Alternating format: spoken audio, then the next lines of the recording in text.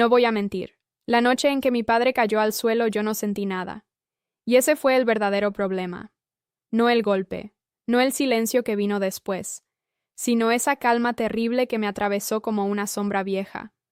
Una calma que, si te soy sincero, todavía me despierta en la madrugada. Dicen que cuando un hijo le quita la vida a su propio padre, algo dentro de él muere para siempre. No sé si eso es verdad. Lo único que sé es que, cuando la policía me encontró sentado en el piso, con las manos temblando y la respiración rota, yo ya no era el muchacho que había sido por 17 años. Era lo que quedaba. A veces me preguntan si me arrepiento, si cerré los ojos antes de hacer lo que hice, si recé, si dudé. Pero nadie entende que o meu pecado não começou naquela noite. Começou muito antes, nos sussurros que eu fingia não ouvir, nos medos que eu empurrava para dentro do peito até sangrar por dentro. Hay verdades que uno no quiere contar, pero si estás aquí, escuchándome, tal vez sea porque historias como esta, historias que doen, que raspan, que obligan a respirar más lento, también te tocan en algún lugar que no admites en voz alta. Y si puedes, deja un me gusta o suscríbete. No para mí, sino para que estas confesiones sigan teniendo un espacio donde existir, porque a veces contar lo que uno vivió es lo más cerca que se puede llegar de sanar. La gente piensa que yo soy el villano, que fue un arrebato, una locura, un momento de furia adolescente. Pero nadie vio la escena completa. Nadie escuchó lo que él dijo antes. Nadie sintió lo que yo sentí cuando entendí que esa noche nadie iba a salvarnos. Por eso estoy aquí, para contarlo todo, sin adornos, sin excusas, sin pedir absolución.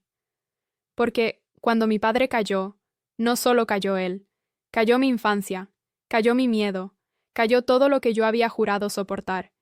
Y sin embargo, aún no sabes lo peor. Si cierro los ojos, todavía puedo recordar cómo era mi casa antes de que el olor a alcohol se volviera parte del aire, como si hubiera sido pintado en las paredes. Había mañanas en las que mi madre tarareaba canciones viejas mientras preparaba café, y yo fingía que no veía la forma en que intentaba ocultar las ojeras, con una sonrisa demasiado ligera. Mi padre llegaba del trabajo con las manos sucias de grasa, pero con un brillo en los ojos que, por un instante, me hacía sentir seguro. Era ese tipo de seguridad que uno solo siente cuando es niño, y aún cree que los adultos saben lo que están haciendo. Recuerdo el sonido de los cubiertos chocando en la mesa, las risas forzadas que mi madre soltaba para evitar los silencios largos. Recuerdo a mi padre levantándome del suelo cuando caía, diciéndome que un hombre siempre se pone de pie. Me lo decía con orgullo, como si estuviera construyendo algo dentro de mí, y quizá por eso dolió tanto verlo derrumbarse con el tiempo. Yo tenía 12 años la primera vez que noté que la casa estaba demasiado silenciosa. Abrí la puerta y encontré a mi madre en la cocina, acomodando el mismo plato por tercera vez, como si estuviera atrapada en un trance. Cuando le pregunté qué pasaba, solo respondió nada, mi amor, con una fragilidad tan evidente que hasta mi corazón joven detectó la mentira. Con los años, las pequeñas cosas fueron cambiando. Mi padre dejó de llegar contento. Después dejó de llegar temprano. Después dejó de llegar sobrio.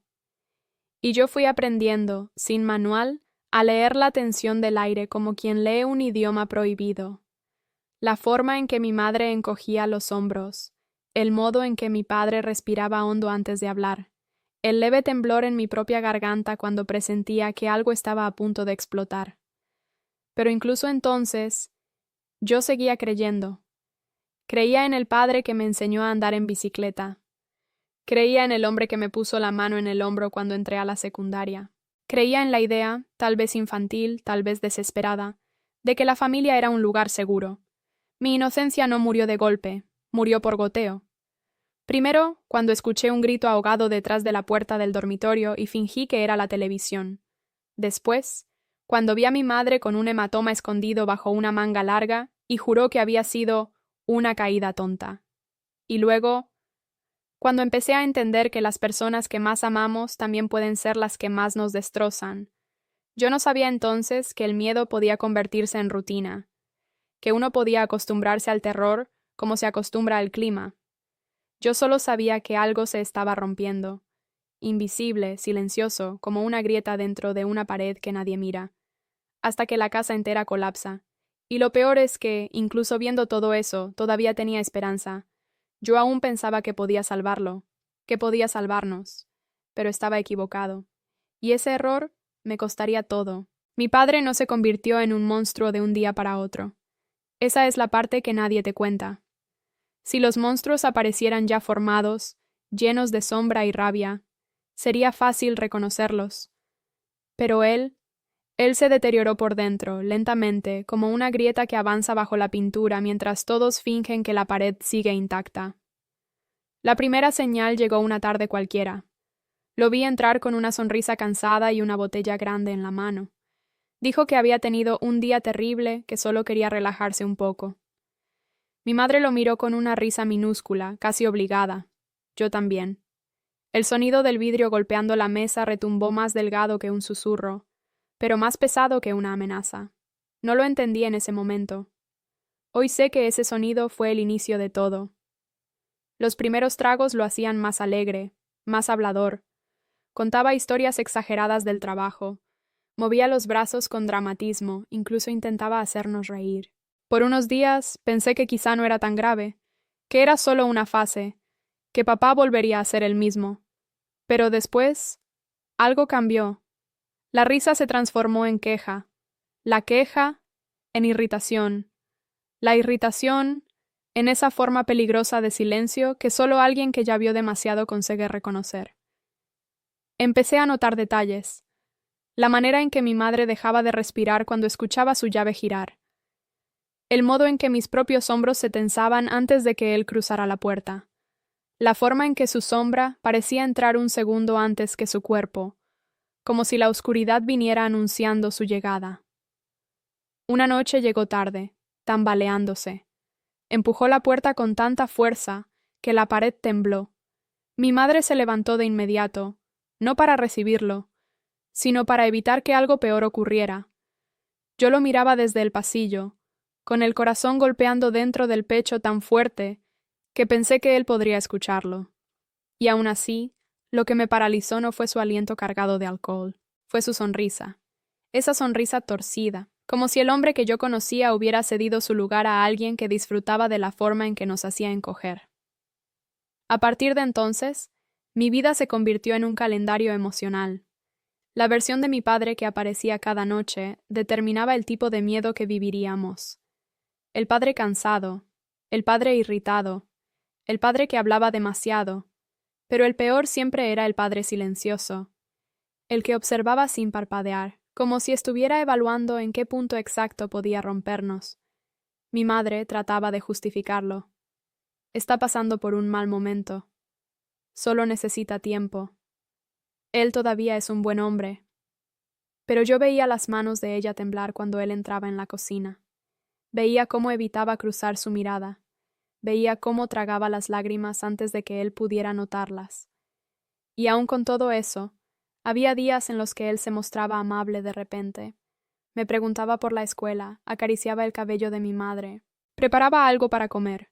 Parecía el padre que yo recordaba. Y esa era la peor parte, porque confundía mi corazón, porque me hacía creer, de nuevo, en algo que ya no existía. La verdadera entrada del villano nunca es una explosión, es un gesto mínimo, una palabra fuera de lugar, una disculpa que no suena real, una promesa rota. La de él fue: voy a cambiar, hijo, esta vez sí. Yo le creí. Esa fue mi última ingenuidad, y fue ahí cuando todo realmente comenzó. Hubo un tiempo en que pensé que lo peor que podía pasar era escuchar a mi padre gritar. Pero descubrí que el verdadero terror no son los gritos, es el silencio. Ese silencio pesado que se instala en la casa como un animal que nadie ve, pero que todos sienten respirando detrás de la nuca. Empezó con pequeñas cosas. Un plato roto. Una puerta cerrada con demasiada fuerza. Un «no me respondas así», dicho con los dientes apretados. Cosas que, si las cuentas a alguien de afuera, parecen exageración. Pero cuando vives dentro, cada detalle es un aviso. Mi madre comenzó a moverse como si estuviera hecha de vidrio. Hablaba más despacio, Caminaba más lento. Sus ojos evitaban los de mi padre como si el simple contacto pudiera encenderlo. Yo veía eso, lo anotaba en mi memoria, pero no sabía qué hacer con tanto miedo acumulado dentro del pecho. Una tarde regresé de la escuela y la encontré en la cocina, de espaldas, inmóvil. La luz que entraba por la ventana la recortaba como una sombra triste. Cuando dije, mamá, ella se sobresaltó como si hubiera escuchado un disparo. Se volvió hacia mí con una sonrisa torpe, intentando esconder el temblor de sus manos.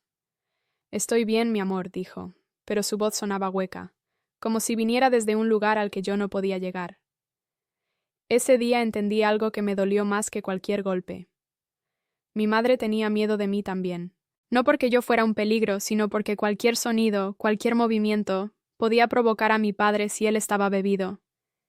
Y él estaba bebiendo todos los días. Con el tiempo, la casa entera comenzó a oler distinto. No me refiero solo al alcohol. Era un olor espeso, agrio, que parecía mezclado con frustración, con rabia vieja, con palabras no dichas. Un olor de hogar que ya no era hogar. Mi padre se volvió impredecible. Podía llegar abrazando a mi madre, o podía llegar tirando su abrigo en el suelo y gritando porque la comida no estaba caliente. Yo nunca sabía qué versión iba a cruzar por la puerta, y esa incertidumbre se convirtió en mi forma de respirar. Intenté pedir ayuda una vez. Le conté algo, lo mínimo, a un profesor. Él me miró con una sonrisa tranquila y dijo que todas las familias tienen problemas, y que mi padre seguramente estaba estresado. No insistí. Sentí vergüenza por hablar. Sentí que traicionaba a mi madre diciendo algo que ella siempre escondía. Volví a casa ese día con la sensación de que estaba solo, terriblemente solo. Y esa es la clase de soledad que te envejece por dentro. Las discusiones se volvieron más frecuentes. Yo escuchaba a mi madre intentar calmarlo, decir cosas como, por favor, baja la voz, o los vecinos nos van a oír. Pero él ya no escuchaba nada, ni a ella, ni a mí, ni a la persona que solía ser. Recuerdo una noche en particular. Él estaba sentado en la mesa del comedor, con la botella medio vacía, mirando fijo un punto en la pared.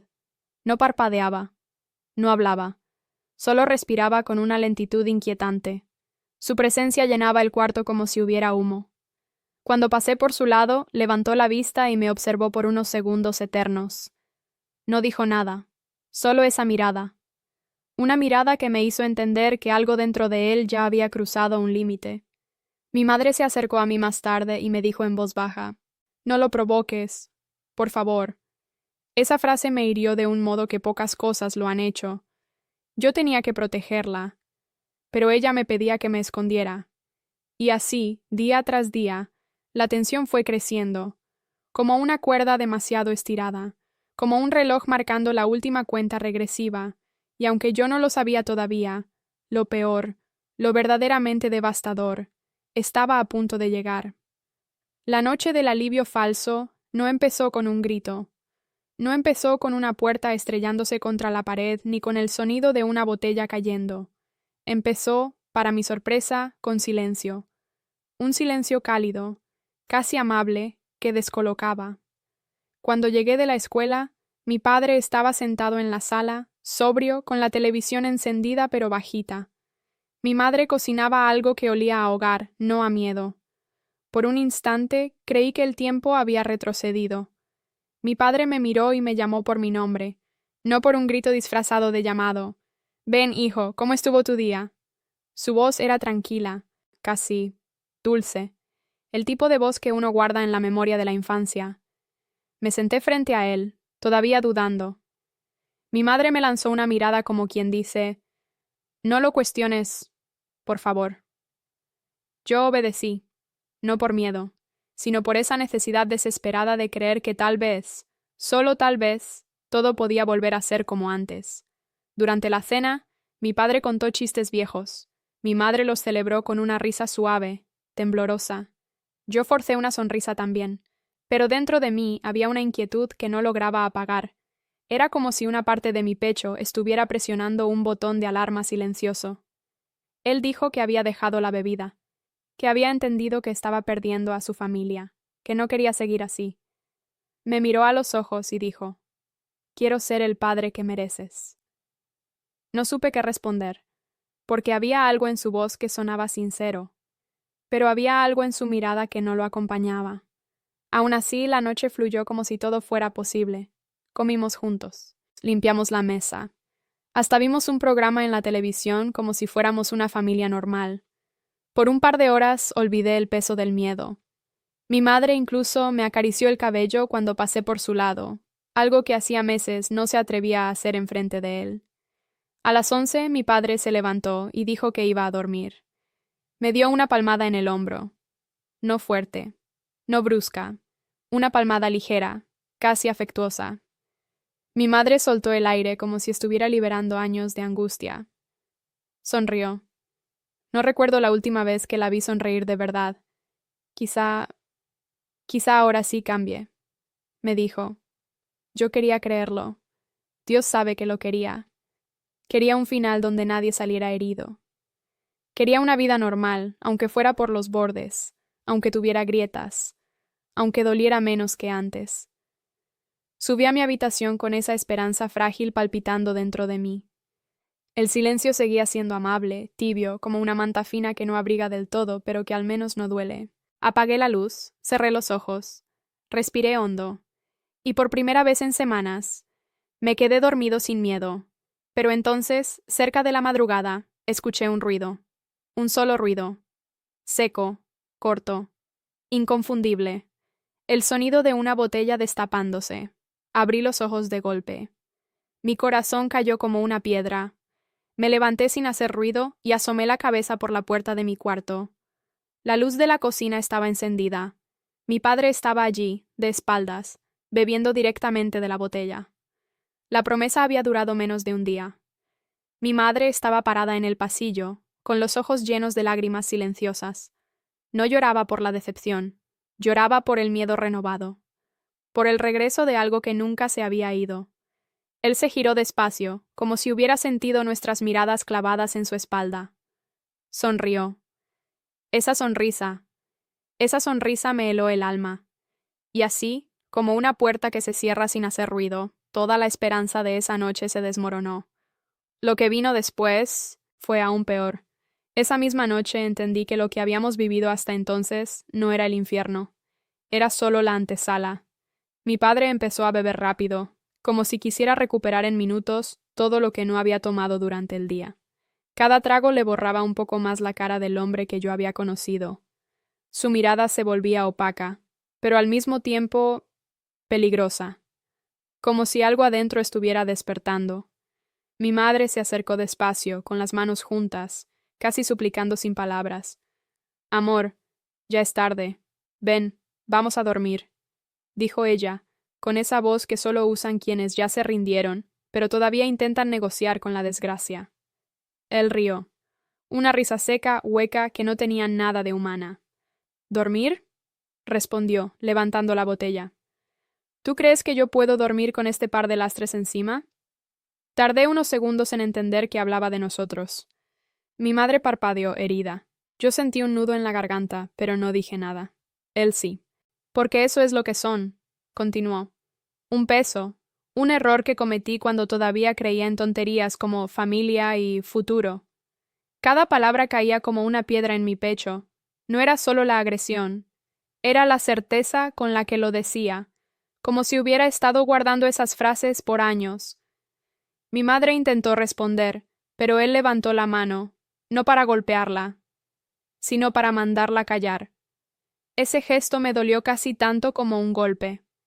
Ella obedeció, y ahí se rompió algo en mí. ¿Sabes qué es lo peor? Siguió él, ahora mirándome directamente. Que todo se arruinó el día que tú naciste. Sentí que el aire desaparecía. No grité, no lloré. Solo me quedé quieto, con la respiración rota, viendo cómo su odio encontraba un nuevo blanco. Si no fuera por ti, ella se habría ido hace mucho, dijo señalándome con la botella. Pero no.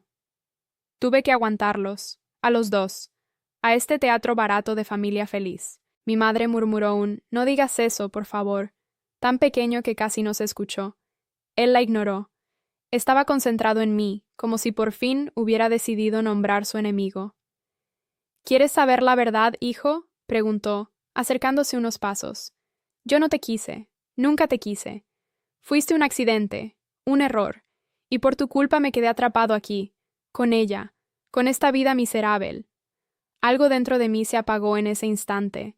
No fue rabia, no fue tristeza, fue vacío. No lloré, me quebré. Él siguió hablando, pero sus palabras ya no llegaban completas, solo fragmentos. Arruinaste todo. Te hubiera sido mejor no nacer. Si no estuvieran ustedes dos, mi vida sería otra. Mi madre se interpuso entre nosotros por instinto. Le rogó que se callara, que estaba borracho, que no sabía lo que decía. Pero sí sabía. Esa fue la parte que más dolió. No era el alcohol hablando. Era él. Era todo lo que había pensado en silencio durante años, saliendo a la superficie sin filtro. Hubo un momento en que, en medio de la discusión, él empujó una silla con tanta fuerza que casi cayó sobre mí. No lo hizo. Pero el sonido del golpe contra el suelo me dejó temblando. Mi madre gritó mi nombre. Él se volvió hacia ella con una furia tan pura que me dejó helado. Te dije 1000 veces que me librara de este problema, escupió. Pero no. Tenías que tenerlo. Tenías que quedarte con él. Míralo. Mira bien lo que hiciste. Yo no sabía que era peor. Escuchar que mi propia existencia era un error.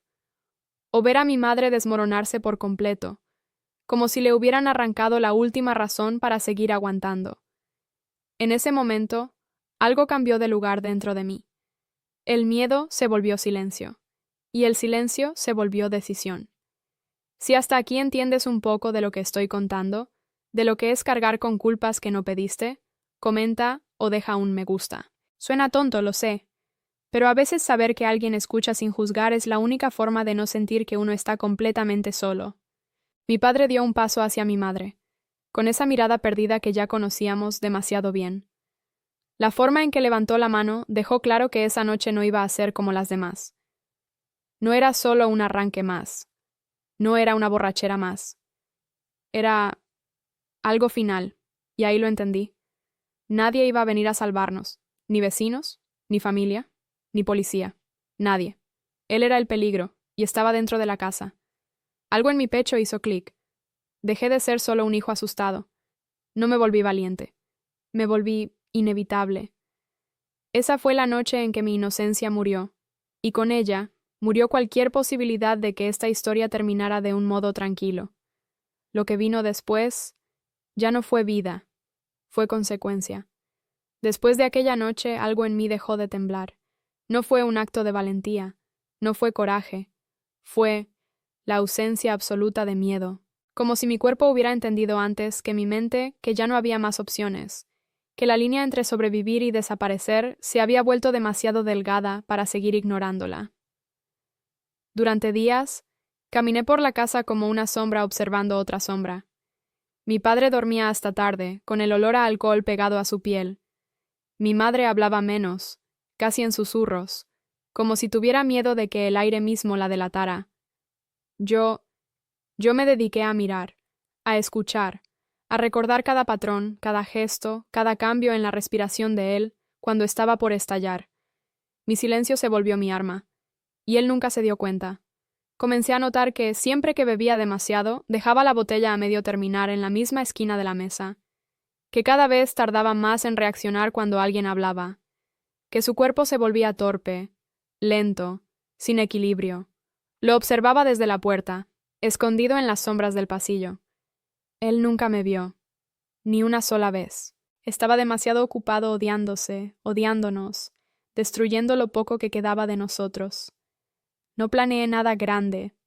No había un plan maestro ni un esquema perfecto. Solo una certeza. Si yo no hacía algo, mi madre no iba a sobrevivir. Y si ella no sobrevivía, yo tampoco. No porque él me matara, sino porque una parte de mí moriría con ella para siempre. Dejé de hablarle. Dejé de mirarlo. Dejé de reaccionar a sus insultos.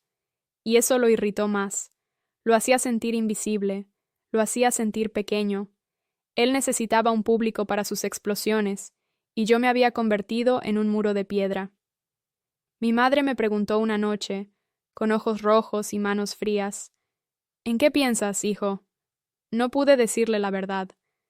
No porque fuera terrible, sino porque sabía que ella intentaría detenerme. Solo respondí, ¿en cómo terminar con esto? Ella no preguntó más. Tal vez porque también sabía que no quedaba mucho por salvar. Empecé a dormir con la puerta abierta, no para oír a mi padre, sino para oír a mi madre. Cada vez que su respiración cambiaba de ritmo, yo despertaba. Cada vez que él se levantaba en medio de la noche, yo me sentaba en la cama y esperaba. Mis manos dejaban de sudar. Mi corazón ya no corría. Era como si mi cuerpo entero se hubiera adaptado a la idea de que el final estaba cerca y que debía recibirlo con calma.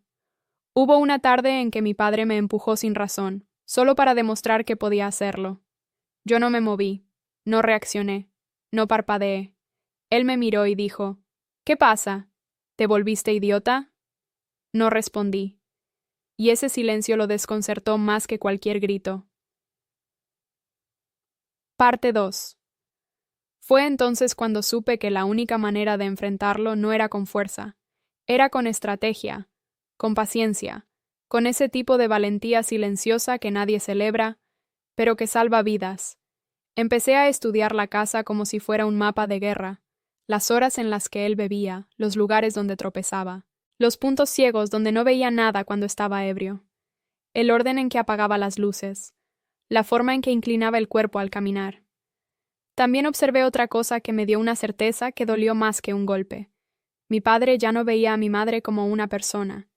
La veía como un estorbo, un objeto, un recordatorio de su fracaso. Cada vez que la miraba, yo podía sentir la tensión en sus manos, como si buscara un motivo para hacer algo irreversible. Y ahí tomé la decisión final, no escrita, no dicha, no planeada con palabras, solo sentida, profunda, clara.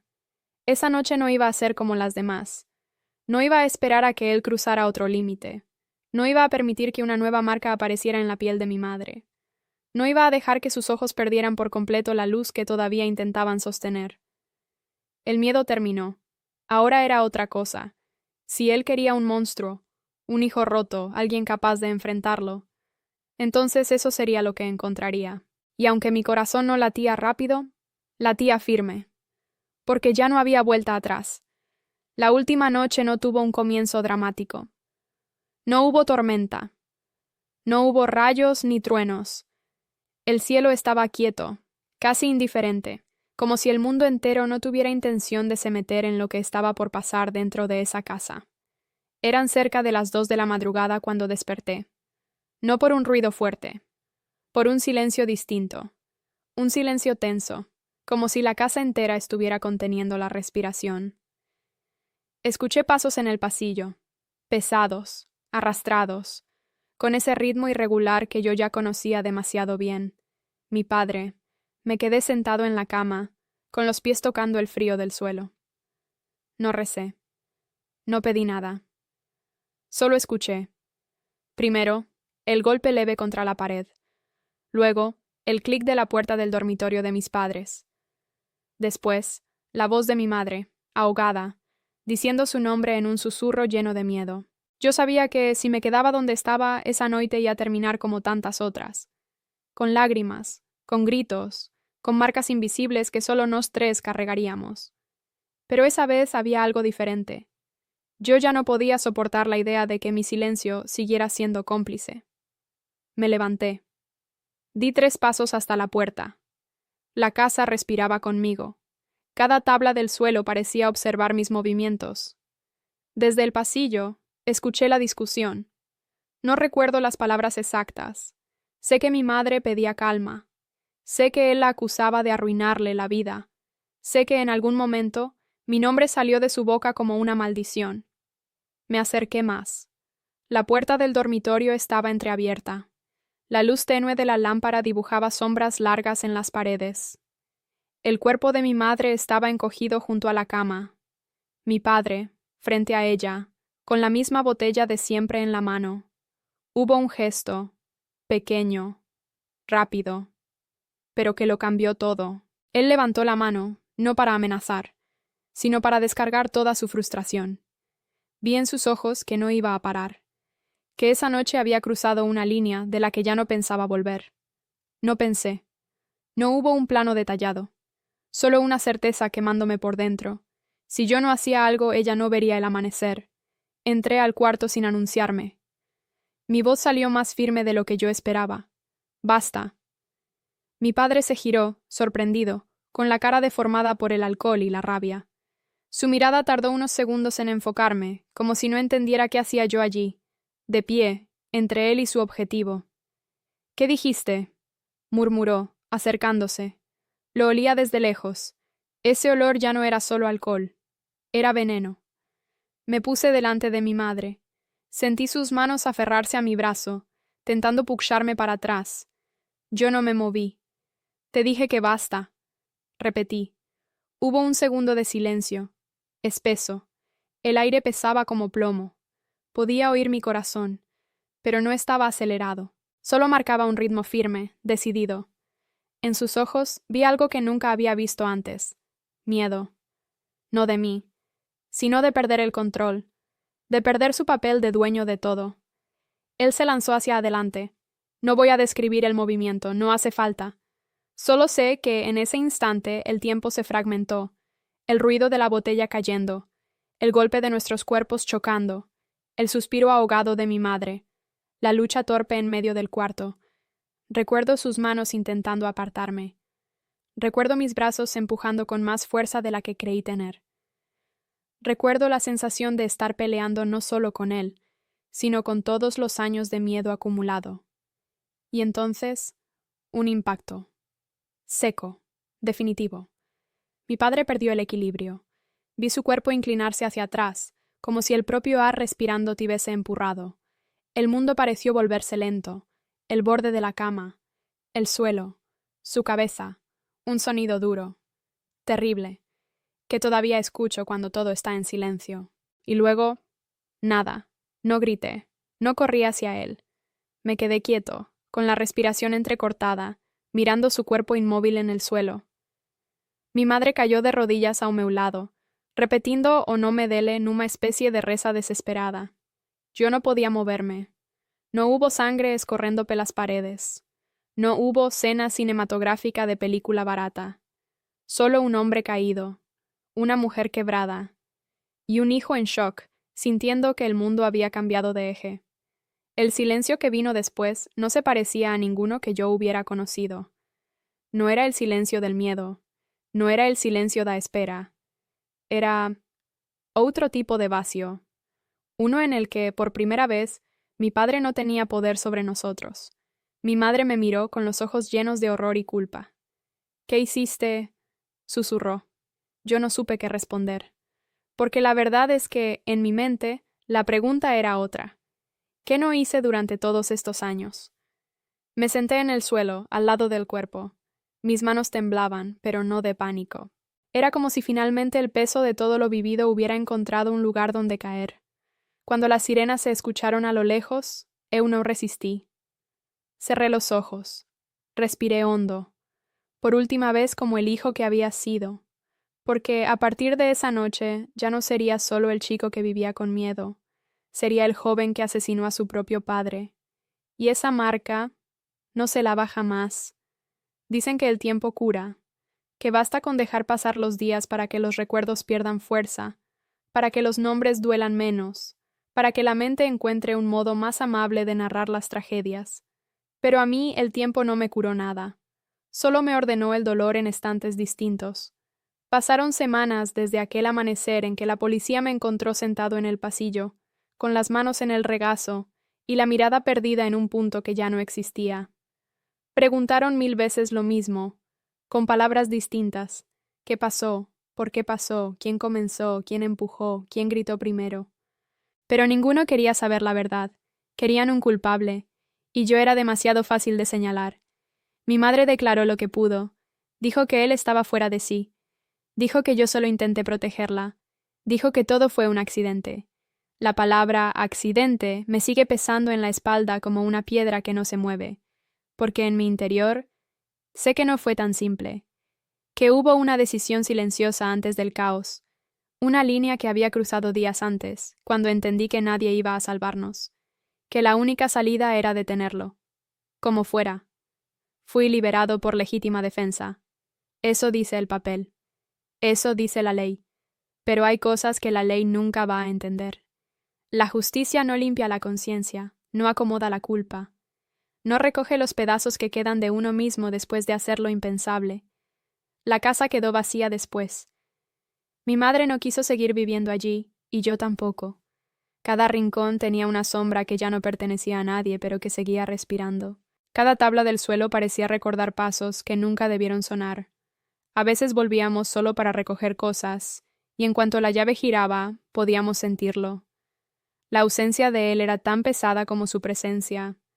Yo me pregunto muchas noches qué habría pasado si hubiera actuado antes, si hubiera dicho algo, si hubiera pedido ayuda de forma más insistente, si hubiera encontrado una salida menos final. Pero la mente es cruel. Siempre te muestra todas las alternativas después de que ya actuaste. Nunca antes. Intenté volver a la escuela, fingir normalidad, mezclarme entre gente que no conocía mis sombras, pero bastaba una pregunta simple. ¿Cómo estás? Para que mi respiración se cortara. ¿Cómo estás? ¿Cómo responde alguien que llevó a su padre a la muerte? ¿Cómo mira a los demás sin pensar que, si supieran todo, se apartarían? A veces sueño con él. No el hombre que se volvió al final, sino el padre que me enseñó a andar en bicicleta, el que me cargó sobre los hombros, el que me abrazó la primera vez que tuve miedo de la oscuridad. Y esos sueños duelen más que las pesadillas. No sé si hice lo correcto. No sé si había otra salida. No sé si, en un universo paralelo, algo podría haber sido distinto. Lo único que sé es que esa noche, cuando él cayó al suelo y el silencio nos envolvió, sentí por primera vez algo parecido a libertad. Una libertad amarga, sucia, rota, pero libertad al fin. He aprendido que nadie quiere escuchar la versión del que sobrevive.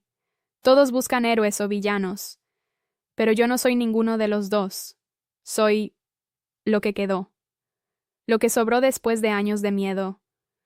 Un muchacho que hizo lo necesario para no ver a su madre morir. Y si eso me convierte en un monstruo, está bien. Yo cargo con eso. Solo espero que, al contar esto, en este rincón pequeño donde las palabras pueden ser más sinceras que las miradas, alguien allá afuera entienda que a veces no elegimos la oscuridad. Solo caminamos por ella porque no había luz del otro lado. Si llegaste hasta aquí, si escuchaste mi historia sin apartar los ojos, si en algún punto sentiste el peso de mis silencios, te lo agradezco. Tu apoyo mantiene vivo este espacio donde las historias que nadie quiere escuchar encuentran un lugar. Si quieres, deja un comentario, un me gusta, o suscríbete.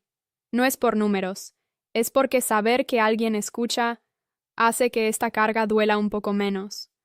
Dime, si hubieras estado en mi piel, ¿habrías hecho algo diferente?